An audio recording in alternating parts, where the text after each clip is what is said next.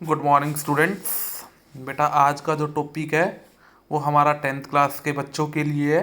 Subject है हिंदी, विषय है संदेश लेखन। ये एक बिल्कुल नया टॉपिक आपके सिलेबस में ऐड हुआ है और साथ में आपका जो निबंध है वो 5 नंबर का हो गया है और 5 नंबर का ये संदेश लेखन आएगा। ये संदेश लेखन आप लोगों के लिए बिल्कुल एक बेनिफिट के रूप में काम करेगा क्योंकि बहुत छोटा है और बहुत सरल है। तो देखिए सबसे पहले हम इसके बारे में पढ़ेंगे। बिल्कुल नया टॉपिक है, सभी के लिए नया है, टीचर्स के लिए भी नया है और बच्चों के लिए भी। तो देखिए कि क्या है इसमें। संदेश लेखन पहले बताता है, ये संदेश लिखित या मौखिक दोनों हो सकते हैं। संदेश सुखद और दुखद दोनों हो सकते हैं। कोई भी व्यक्ति कोई भी संदेश व्यक्तिगत या सामूहिक हो सकता है। संदेश भूतकाल, वर्तमान काल या भविष्य काल में लिखे जा सकते हैं। मतलब हमें अपने मैसेज को पहुंचाना है। पहले ही बता रहा है कि संदेश होते क्या है। संदेश शब्द की उत्पत्ति संस्कृत से मानी जाती है जिसका अर्थ है खबर या समाचार प्राप्त करना। जब कोई व्यक्ति किसी कारणवश किसी दूसरे व्यक्ति से सीधे बात नहीं कर सकता तब वह कोई जानकारी या समाचार या खबर संदेश के जरिए दूसरे व्यक्ति तक पहुंचाता है। संदेश किसी व्यक्ति विशेष या किसी समूह द्वारा किसी व्यक्ति विशेष या समूहों को दिए जाते हैं। ठीक है ना। ये बता रहे हैं यहाँ पर कि संदेश जब हम किसी के साथ डायरेक्ट बात नहीं कर सकते तो हम अपने भावों को क्या है संदेश के माध्यम से दूसरों तक पहुंचाते हैं। इसके कारण इसके कई कारण हो सकते हैं। क्या है, संदेश औपचारिक भी हो सकते हैं, अनौपचारिक भी हो सकते हैं। हम ऑफिस के लोगों को भी लिख सकते हैं, घर के लोगों को भी लिख सकते हैं, जनमानस को भी लिख सकते हैं। आजकल संदेश के अनेक माध्यम हैं, जैसे यहाँ पर दे रखा है WhatsApp, SMS, email, Facebook, Twitter आदि। ऐसे अनेक सोशल मीडिया प्लेटफॉर्म हैं जिनके जरिए हम क्या भेज सकते हैं, संदेश भेज सकते हैं। उसके बाद देखिए संदेश के प्रकार। शुभकामना संदेश, जैसे क्या है, अगर किसी को जन्मदिन का या सालगिरह का या उनकी परीक्षा में सफलता के लिए हमें उसे शुभकामना देनी है तो हम संदेश भेज सकते हैं।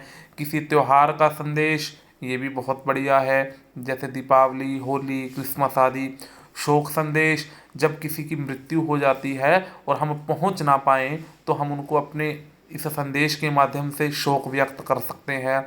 व्यक्तिगत संदेश, इसमें हम अपने परिजनों को क्या है किसी भी प्रकार का संदेश भेज सकते हैं। सामाजिक संदेश, इसके माध्यम से ये भी एक प्रकार होता है, जैसे लोगों को जागरूक करना। तो यहाँ पर हम पर्यावरण, जैसे हो गया पर्यावरण बचाने के लिए संदेश देना हो, जल बचाने के लिए। आप लोग देखते हो कि टीवी के ऊपर अनेक ऐसे सेलिब्रिटीज़ हैं जो कोरोना वायरस से बचने के लिए हमारे संदेश देते हैं। और एक होता है मिश्रित संदेश। मिश्रित संदेश में जैसे वर्तमान में चल रही कोरोना महामारी से संबंधित, डेंगू मलेरिया आदि से संबंधित, भूकंप आदि से संबंधित संदेश। तो इस प्रकार यहाँ पर संदेशों के अनेक प्रकार बताए गए हैं। ये 6 प्रकार यहाँ बताए गए हैं। अब कहता है कि सबसे पहले इसमें लिखने के लिए कुछ इंपॉर्टेंट्स बातें हैं जिन्हें ध्यान में रखना चाहिए। कहता है कि बॉक्स में या गोले के अंदर लिखना चाहिए, मतलब एक बॉक्स बनाकर लिखना चाहिए, चौड़ा चौड़ा। अच्छा, संदेश की शुरुआत में लिखोगे संदेश, उसके बाद दिनांक और समय अवश्य डालें। फिर मुख्य विषय का कम लेकिन प्रभावशाली शब्दों में वर्णन, मतलब जिस टॉपिक के ऊपर आप संदेश लिख रहे हो उसका कम से कम शब्दों में क्या है वर्णन होना चाहिए। अंत में संदेश लिखने वाले का नाम होना चाहिए।